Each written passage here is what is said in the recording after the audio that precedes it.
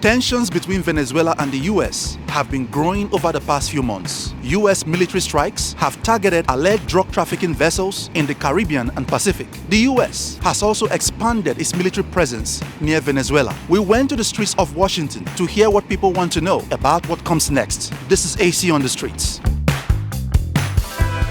Do you want Maduro to go or do you want Maduro to stay? There's definitely a lot of pressure for Maduro to either step down or just flee. I think it really doesn't matter whether Maduro steps down or whether he flees. He's just got to leave. Venezuela has gone from one of the icons of democracy in the region to a dictatorship, an authoritarian regime. Nearly 8 million Venezuelans have left. The economy is in shambles.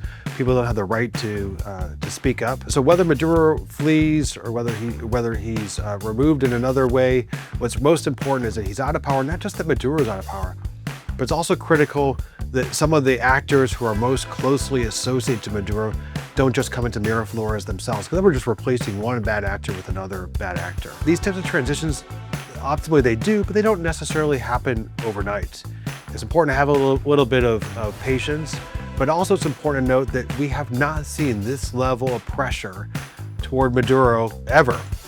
And if we don't get it right this time, I fear that Maduro will remain in power for many, many more years to come. I understand the point of trying to stop the drugs coming in, but it seems to be very extreme measures they're using. Isn't it more about the demand for drugs in the United States? Isn't that more the issue? U.S. counter-drug efforts have historically focused much more on the supply side than on the demand side, and that has raised questions in the past from regional leaders. One of the most significant U.S. supply side operations was Plan Colombia, which was approved on a bipartisan basis back in the year 2000, lasted about 15 years, and saw a real reduction in cultivation numbers.